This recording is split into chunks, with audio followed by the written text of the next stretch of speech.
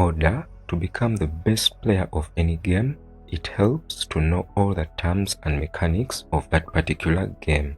In this video, I will be explaining 4 very important terms in Bullet Echo that greatly affect how you play and how your battles unfold. So understanding them will definitely make you a better player, but on top of that, it will also help you to choose appropriate gear sets for your heroes. And without wasting any time, let's get straight into the video. The most confusing term in Bullet Echo by far is known as the movement speed when aiming. I actually decided to start calling it the movement speed while aimed, just so that I could understand it more easily. Let me explain what it means. A hero's movement speed when aiming is the maximum speed that that hero can move at when their gun is fully aimed. So, contrary to what most new players might think, equipping gears that improve this parameter will not increase your actual movement speed.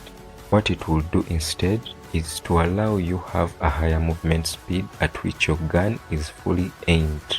This means that you won't have to slow down so much just to aim your gun. Actually, in some cases, you will even be able to run at full speed while your gun is still fully aimed. I've experienced this with Cyclops. And the common gear responsible for increasing your movement speed when aiming is known as the precision implant. So you will need to upgrade it because it can be used on many heroes to improve your effectiveness during battle. Such heroes may include Cyclops, as mentioned earlier, Firefly, Blot, and a few others. I have already put out a video explaining many of these terms or mechanics. I will link it in the top comment in case you need it. And by the way, towards the end of this video, I will talk about how you can land most of your shots when you're using Slayer, even without aiming first. So stick around for that. The second concept we look at today is known as armor penetration.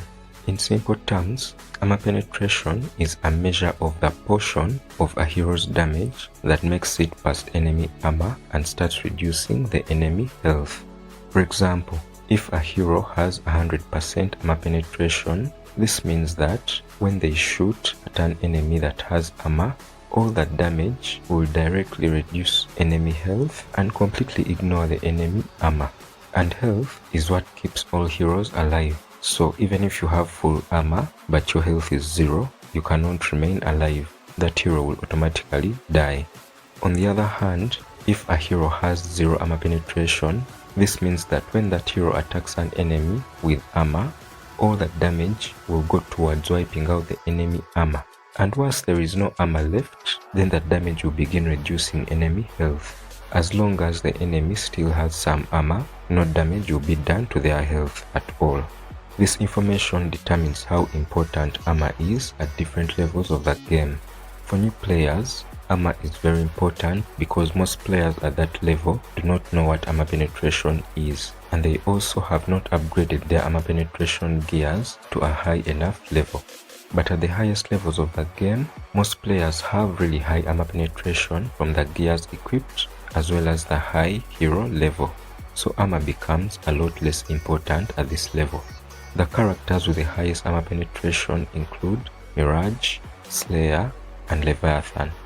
And just a quick tip, Ghost has a passive ability that increases the armor penetration of his nearby allies. You should always play with a Ghost on the team if you're interested in taking advantage of this passive. There is already a more detailed explanation of armor penetration on the channel. I will link it in the top comment as well. The third concept we explain today is known as piercing power. To understand piercing power, you must also understand density. Walls, heroes, as well as other obstacles on the map all have density. The piercing power of a hero is a measure of their ability to shoot through obstacles, and it determines what portion of their damage makes it to the enemy if the gun is fired through a wall or obstacle, or even a hero. If the piercing power is equal to or less than the density of an obstacle, then you won't be able to shoot through that obstacle. You will be wise not to shoot through very thick walls because that will be a waste of time since you're gonna do minimal damage to the enemy anyway. Heroes that you should think about in regards to piercing power include Levi, Slayer, Bertha, and perhaps Leviathan as well. Again, there is a detailed explanation of piercing power on the channel already. I will link it in a top comment in case you need it. The final term that we look at today is known as recoil. In simple terms, recoil is a parameter that affects the chances of your bullets hitting the enemy. High recoil is bad, so you want to try as much as possible to reduce your recoil using appropriate gear parts. Slayer is one of the heroes that can really benefit from having a lower recoil value. In the most recent balance changes, Slayer's recoil was increased by 20%, if I remember correctly.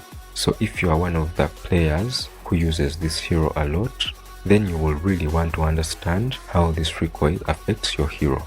If you guessed that there is also a detailed explanation of recoil on this channel already, you would be absolutely right. I will link that video in the top comment for anyone who is interested in watching it. Which other bullet echo mechanics do you find to be confusing? Let us know below in the comments section.